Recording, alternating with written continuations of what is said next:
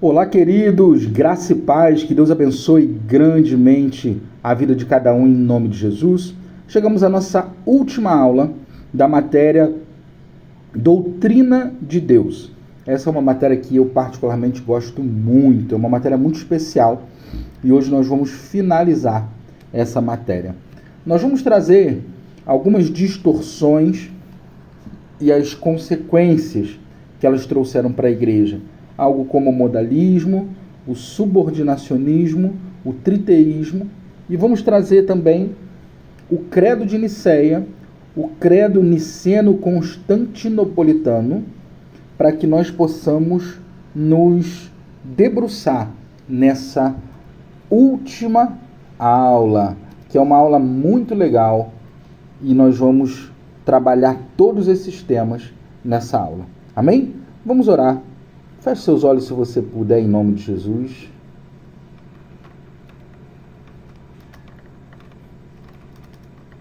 Senhor, em nome de Jesus,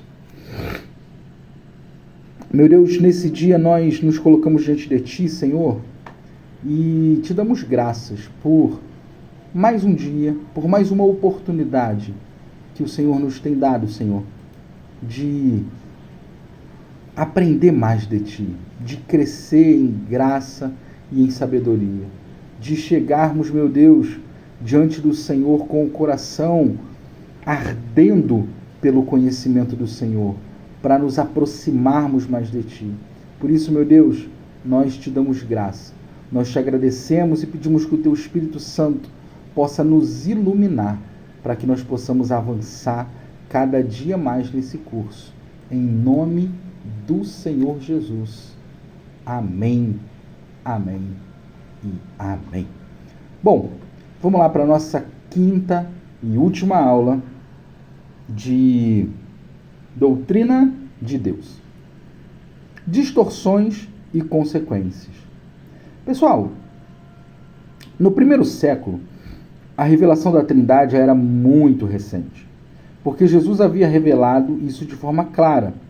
Devido a isso, aliás, porque Jesus, ele não havia revelado isso de forma muito clara, no sentido de expressar de forma literal a questão da Trindade. Jesus é a manifestação da segunda pessoa, o Espírito Santo desceu sobre ele numa pomba, a todo tempo ele se comunicava e se relacionava com o Pai. Ele ensinou sobre a Trindade, ele falou sobre a Trindade, mas era um ensinamento muito complexo e muito difícil para aquele momento. Devido a isso, surgiram muitas dúvidas acerca dessa doutrina, e essas dúvidas surgiram como movimentos hereges ou heréticos. E eu posso dizer para vocês, meus queridos irmãos e irmãs, que nesse período do início da igreja, do século I, segundo, terceiro até, surgiram muitos movimentos que traziam heresias acerca de várias questões da igreja. Nós podemos falar principalmente sobre três que nós separamos aqui. O primeiro deles, o modalismo. O modalismo, também chamado de sibelianismo. Essa heresia afirma que os três, ou seja, o Pai, o Filho e o Espírito Santo, seriam manifestações distintas da mesma pessoa. Ou seja, o que o modalismo está dizendo? Que, na verdade, só existe uma pessoa, que é o Pai. Só que essa única pessoa, ora ela se manifesta como Pai, ora ela se manifesta como Filho, e ora ela se manifesta como o Espírito Santo, de acordo com a necessidade, de acordo com o momento, de acordo com o propósito daquela manifestação. Esse movimento, ele cresceu, ele ganhou muitos adeptos, porém, ele foi prontamente combatido pelo credo Anastácio, que o credo Anastácio deixou claro que não existia apenas uma pessoa com 3 manifestações distintas, como se Deus fosse um ator que usasse 3 máscaras ou que fizesse 3 personagens diferentes. O credo Anastácio ele avançou muito nesse aspecto, reafirmando e deixando claro, combatendo essa heresia, mostrando que, embora Deus seja um em poder, um em glória, um em majestade, são 3 pessoas distintas. E essas 3 pessoas são o Pai, o Filho e o Espírito Santo. Não é apenas uma pessoa com 3 manifestações. Então, o credo Anastácio foi muito importante para combater o modalismo. Outra das heresias, das distorções que surgiram no primeiro século, nos primeiros séculos, aliás, foi o subordinacionismo. Essa heresia, ela deriva do monoteísmo rígido. O monoteísmo rígido diz: só existe espaço para um Deus e acabou. E não reconhece que um Deus pode ser 3 pessoas. Então, esse monoteísmo rígido afirma que Deus é somente o Pai, apenas o Pai e mais nada. Que Jesus e que o Espírito Santo, eles são subordinados ao Pai, por isso subordinacionismo, que eles estariam abaixo do Pai na hierarquia celestial. Jesus, para essa heresia, seria semelhante ao Pai, mas jamais poderia ser igual ao Pai. Para ele, Jesus é a primeira criatura e não criador. O intermediário para Deus se revelar ao homem, mas não o Deus que se revela ao homem, que se revelou ao homem. Não o Emanuel, o Deus conosco. Essa heresia também ganhou muito espaço durante os primeiros séculos. Porém, o credo de Nicéia combateu com veemência essa heresia. E a terceira heresia é o triteísmo. O triteísmo, ele afirma que existem 3 deuses, que o Pai é um Deus, o Filho é um Deus e o Espírito Santo é um Deus, que são 3 deuses diferentes. Por isso, triteísmo. Essa heresia também foi amplamente combatida pela igreja dos primeiros séculos. Várias outras heresias apareceram, mas as principais foram essas. E para combater essas heresias, a igreja ela se reuniu em alguns concílios, e nesses concílios que ela se reuniu, ela estabeleceu alguns credos. O que seria um credo? Um credo é uma confissão de fé. É uma confissão que fortalece, deixa claro e estabelece aspectos relacionados à fé. O credo de Nicéia, ou chamado também de credo niceno, ele foi formulado no Concílio de Nicéia no ano de 325 d.C., como resposta ao arianismo, uma heresia que negava a plena divindade de Cristo, que também é o subordinacionismo, como nós vimos anteriormente. Arianismo, porque tem a ver com o nome do homem que divulgava, que elaborou essas teorias dessa heresia. Então, o credo de Nicéia, o principal objetivo dele era reafirmar a doutrina da Trindade e a plena divindade e a plenitude de Cristo.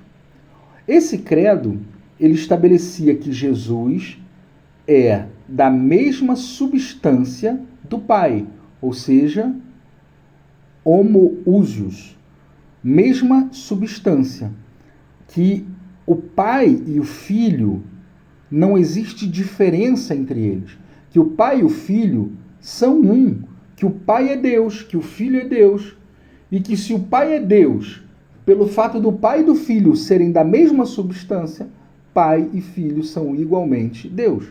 O credo, percebam, o credo niceno ou o credo de Nicéia, ele não se preocupava tanto na figura do Espírito Santo, embora ele reafirmasse a Trindade, mas porque o que estava em questão, ou o que estava sob ataque naquele momento, era a divindade de Jesus.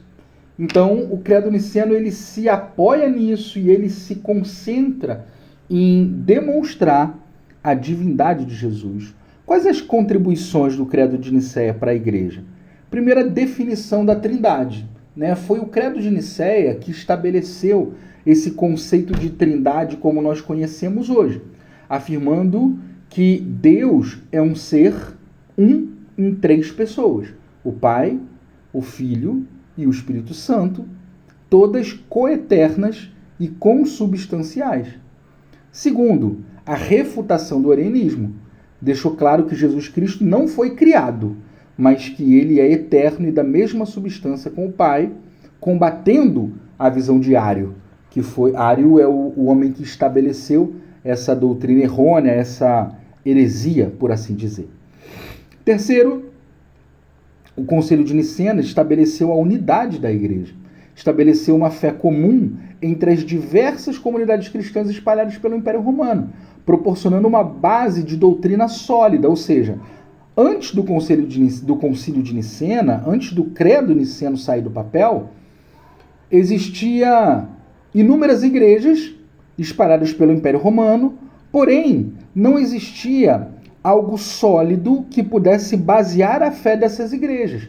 Por isso o arianismo estava crescendo, porque como a igreja não havia se manifestado e estabelecido um documento sério que viesse da cúpula da igreja, da liderança da igreja, para dizer é nisso que nós cremos, acabava abrindo espaço para uma base doutrinária que fosse ampla e que tivesse espaço para essas heresias. Mas a partir do Concílio de Nicena, essa base doutrinária se tornou sólida, forte e estabelecida, clara, a partir do que se estabeleceu no Credo de Nicena.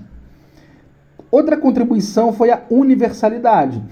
Como um credo aceito por todo o cristianismo, ajudou a definir um entendimento ortodoxo universal sobre a natureza de Deus e sobre a natureza da salvação. O credo de Niceno foi muito importante para a igreja do Senhor Jesus. Nós temos também, além do credo niceno, o credo niceno constantinopolitano. Nome grande, né?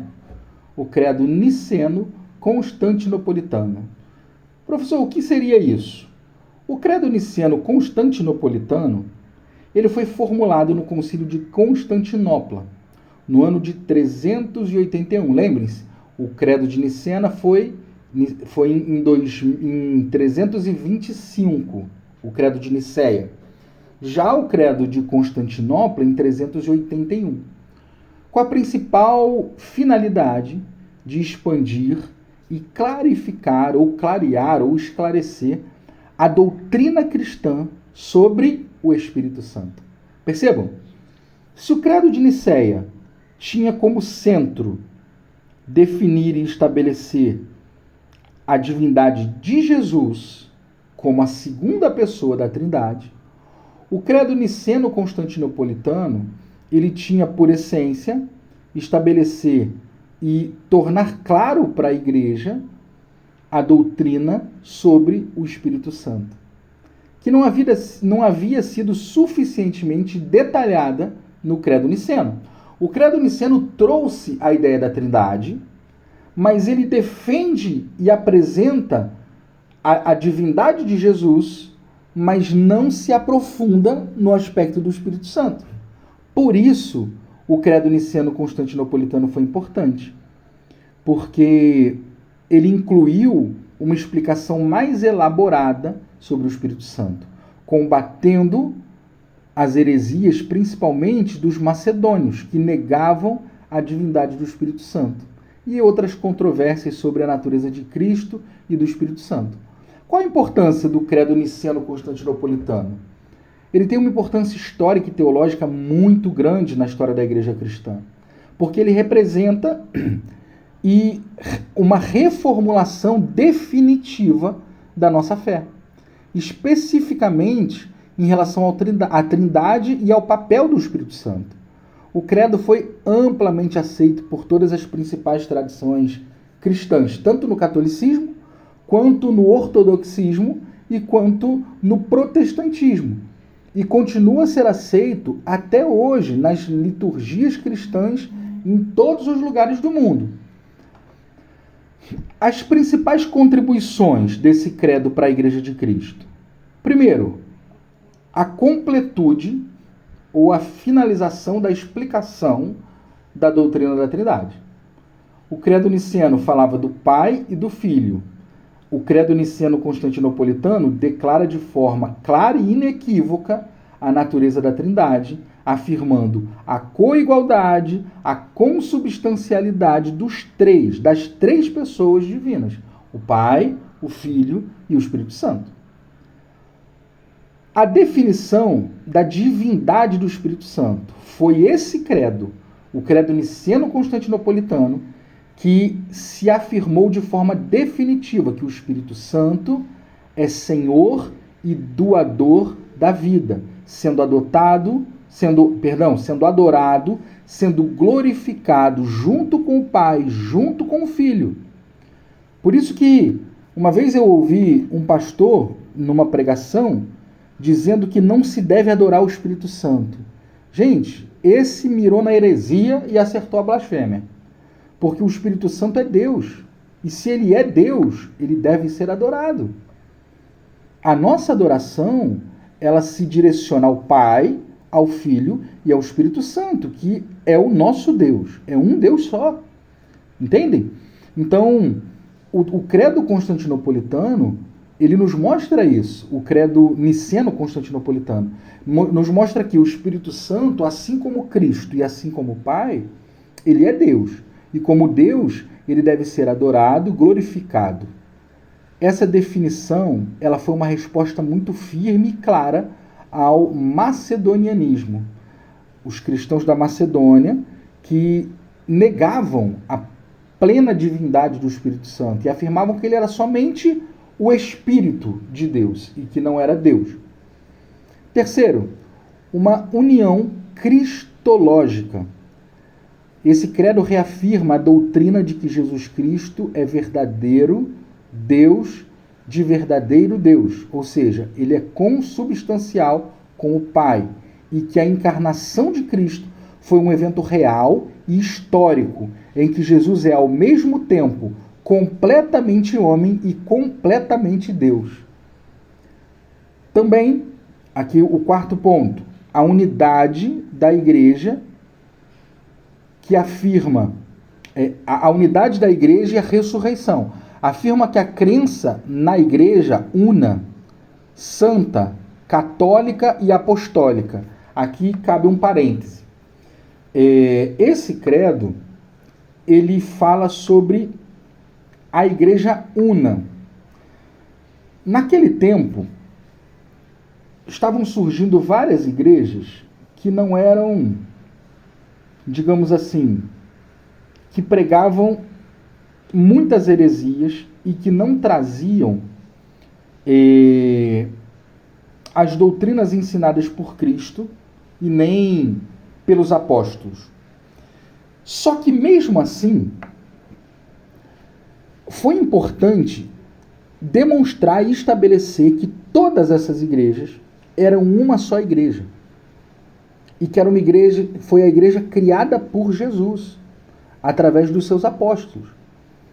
E que esse ajuste de visão trazido pelos credos estabeleceria a unidade doutrinária da igreja. Por isso, uma igreja una, uma igreja com uma visão doutrinária comum a todas as igrejas. Santa, porque ela foi separada por Cristo como sua noiva. Católica, aqui vale um parênteses importante, Gente, quando nós dizemos católica, essa expressão católica não fala sobre a Igreja Católica Apostólica Romana. A Igreja Romana se refere ao romanismo.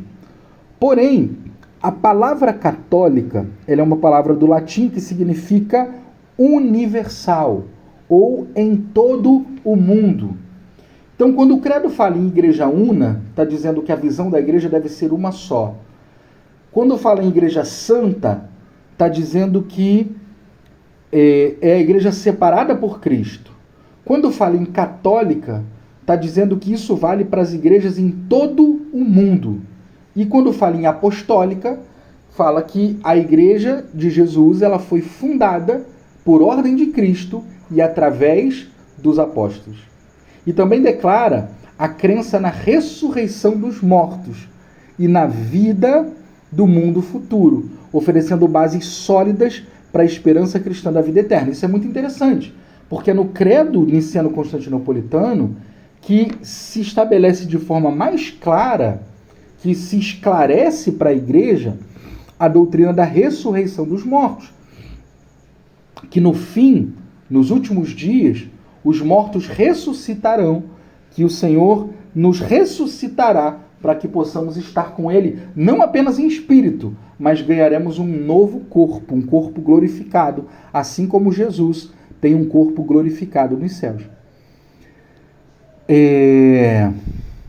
Algumas diferenças entre o credo niceno e o credo niceno-constantinopolitano. Percebam, um não anula o outro, mas o segundo complementa o primeiro. O credo niceno diz: cremos em um só Deus, Pai de todos e Criador de todas as coisas, visíveis e invisíveis. Já o credo niceno, ele menciona a criação dos céus e da terra. Ele diz: nós cremos em um só Deus, Pai, Todo-Poderoso, Criador dos céus e da terra, de todas as coisas visíveis e invisíveis. Segundo ponto, e em um só Senhor, Jesus Cristo, esse é o credo niceno, Filho de Deus, gerado e não criado, percebam? Unigênito do Pai, isso é, da substância do Pai. O credo niceno-constantinopolitano diz: e em um só Senhor, Jesus Cristo, Filho unigênito de Deus, gerado do Pai, antes de todos os séculos. Deus de Deus, luz de luz, Deus verdadeiro de Deus verdadeiro, gerado, não feito, consubstancial ao Pai. Esse é o credo niceno. No credo constantinopolitano ele diz: luz de luz, Deus verdadeiro de Deus verdadeiro, gerado, não feito, consubstancial com o Pai. Por quem foram feitas todas as coisas que estão no céu e na terra? No credo constantinopolitano ele só diz: por quem foram feitas todas as coisas. No niceno: o qual, por nós homens, e para nossa salvação, desceu, se encarnou e se fez homem.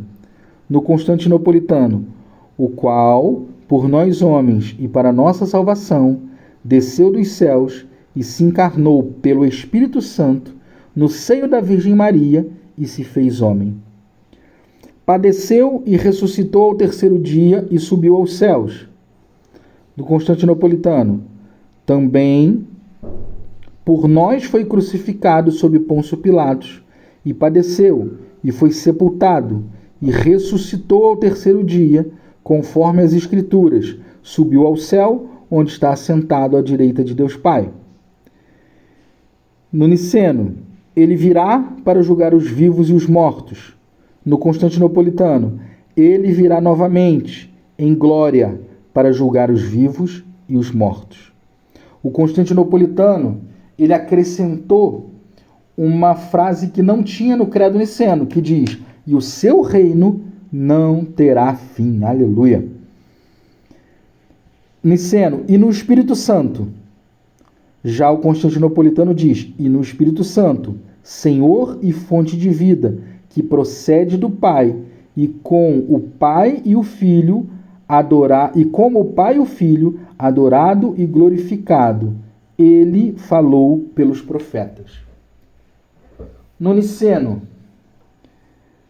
e quem quer que diga que houve um tempo em que o Filho de Deus não existia, ou que antes que fosse gerado ele não existia, ou que ele foi criado daquilo que não existia, ou que ele é de uma substância ou essência diferente do Pai, que ele é uma criatura ou um sujeito, a mudança ou a transformação de todos, falem assim, são anátemas pela Igreja Católica. Ou seja, esses que disserem isso são malditos pela Igreja de Cristo. Já o credo constantinopolitano, ele diz: e na Igreja Una, Santa, Católica e Apostólica, confessamos um só batismo para a remissão dos pecados e esperamos a ressurreição dos mortos e a vida do mundo vindouro. Aleluia. Agora eu separei aqui alguns trechos dos credos niceno-constantinopolitano, que você pode ler depois com calma, está aí nos slides, você pode ler aí com calma, e eu vou disponibilizar para vocês também, lá no grupo, na íntegra, o credo Anastácio, o credo niceno e o credo niceno-constantinopolitano, para que vocês possam ter acesso, ler, tirar dúvidas e que a gente possa avançar, tá bom? Era isso que nós tínhamos para falar. Que Deus abençoe grandemente a sua vida e na próxima semana nós vamos começar uma nova matéria. Parabéns pelo empenho de cada um de vocês, por terem chegado até aqui, e que Deus abençoe grandemente em nome de Jesus.